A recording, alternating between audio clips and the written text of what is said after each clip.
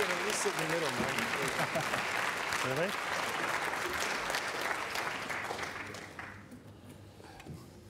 We actually have relatively limited time. We've got about half an hour, 35 minutes, so we're going to give you lots of opportunity to ask questions, you'll be pleased to know.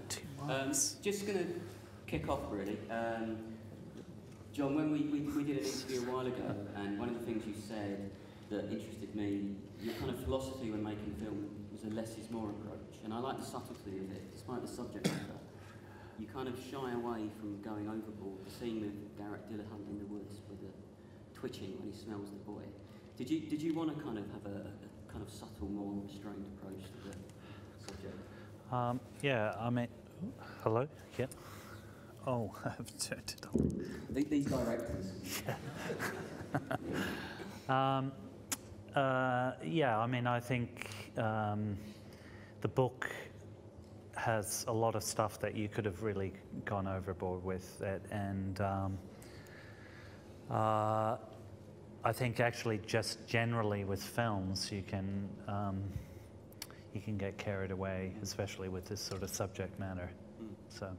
And the other thing that impressed me was there's not actually that much CGI in the film. A lot of the authenticity comes in your locations where you shoot, and that really contributed to the atmosphere and the landscape. Could you just say something about the locations that you used? Yeah, they were all. I mean, that's America as it is now. Hate to say, but no, we did a survey of. We realised when reading the book, it felt sort of familiar, the world. It didn't feel like a futuristic world. Just the simple image of the homeless with the shopping trolley, things like that. So we looked at there's practicalities in making a film like this. So we looked at, in America they have tax incentives. And coincidentally, the tax incentives are in those very places that look just like that. That's why they have the incentive. But no, I mean, places, like they're all real locations. Mount St. Helens in Washington State. That was the whole beginning of the film, where the half a mountain blew up, and it still looks like that. And all around Pennsylvania, where there's a lot of leftover industry, strip mining. The idea was to get it all in camera and then just go to CGI as the last resort. But probably the most poignant place was filming in New Orleans, where the shopping malls and suburbs were, because they're still cleaning that up after all these years, and half our crew had survived, literally, that event. So kind of gave a focus to what the film was about.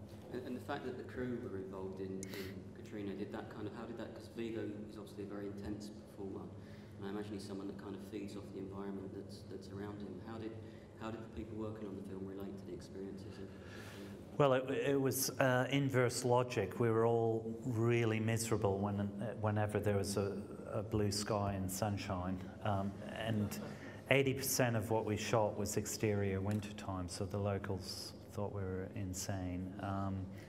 But we were really in high spirits, quite honestly, when it was really overcast. And because you can imagine just the practicalities of trying to block out the sun in a world that's not meant to have sunshine was quite immense.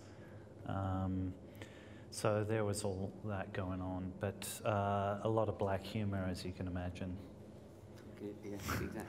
Now, in terms of the collaboration between the two of you, I mean, your first feature was Ghost of the Civil Dead, which I understand is hopefully going to be coming out on DVD soon. Nick obviously acted in the film and composed the score. You've always worked... And co-wrote it. And co-wrote it, yeah. And you've always worked together on To Have and to Hold, which is a film of yours I know you're keen on, and of course the proposition. Yeah.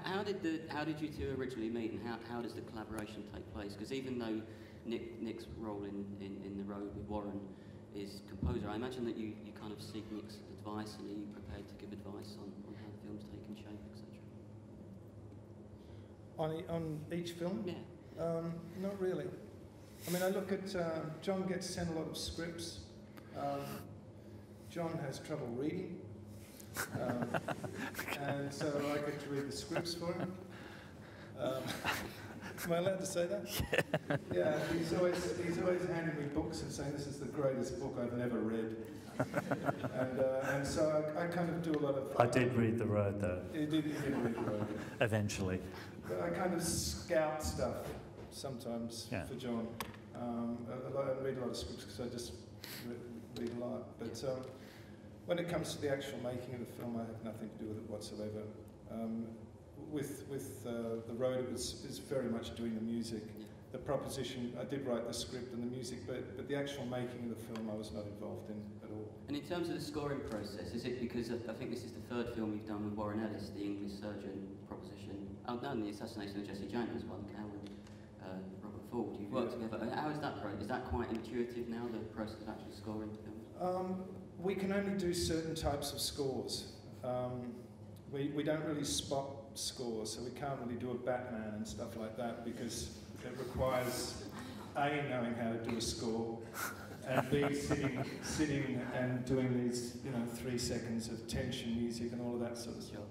So basically, we've been lucky enough so far to work with 2 directors who really prefer to be given slabs of music that they can then cut into the film where they want.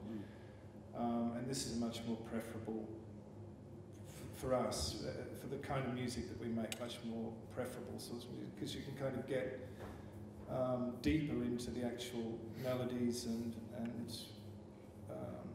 yeah. And the proposition obviously was you wrote the script for that film and you contributed to the other films. Are there plans for another writing collaboration? I know when you were here for the proposition, you were talking about another project you were working on. Is that likely to come to fruition?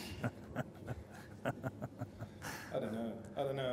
I'm looking at John because I don't know what you're allowed to say and what you're not allowed to say in this weird world of Hollywood and all that sort of stuff. We have written other things. No, I'm very open about it now. Well, I've written other scripts. John's been trying to get that together. Yeah. Are we allowed to talk about that? Yeah, we are, because... No, I'll just rehearse this, obviously. No, I'll just explain the context. Unfortunately, Hollywood's going through a complete meltdown of major significance, and Nick wrote a screenplay that was brilliant that Sony Pictures wanted to do, and we had a fantastic cast with included people like Shia LaBeouf and Amy Adams and Scarlett Johansson and Paul Dano and Michael Fassbender and Ryan Gosling, etc. And it just keeps going, and Kevin Bacon, etc. But it's impossible to make these sort of films now. It's all over at the moment. So. Hopefully the day will return. So hence we're allowed to talk about it because it's never going to happen. It's never going to happen. So this. But there is the death of. For yes. Hollywood in general. Yeah. And who's. But there is Bunny. Weinstein at the end. Last one from me before I open. And I should also say that we have a very impressive technical system here. We've also got some questions that are going to be coming in via laptop. We could have sold out the screening 5 times over so that people who couldn't be here are at homes on laptops logging in to send questions, so we'll take some questions from there. But I was just going to ask... Did they watch it on their laptop? Yeah, we've given them all DVDs. You were very keen that this film isn't seen as a kind of bleak apocalypse movie, and there are various sort of gestures towards hope in the film. And you said you want it to be... Yeah, but everyone's just saying it's incredibly bleak and it's incredibly dark. But there are moments, aren't there? There's moments of happiness and well, I mean, it's undoubtedly bleak. And there's that bit with the can of fruit cocktail. Yeah. And the Coke. The Coke's happy. Yeah. But no, that was more about just the... I mean, Cormac wrote the book because of his own relationship with his son. Not that... I mean, some of those conversations are verbatim, like when the boy said, what would you do if I died? And he says, I'd want to die too, so you could be with me, so I could be with you. That's verbatim a conversation one night. I mean, kids do, you know, he's got his, just to put it in context, he's 76, and his boy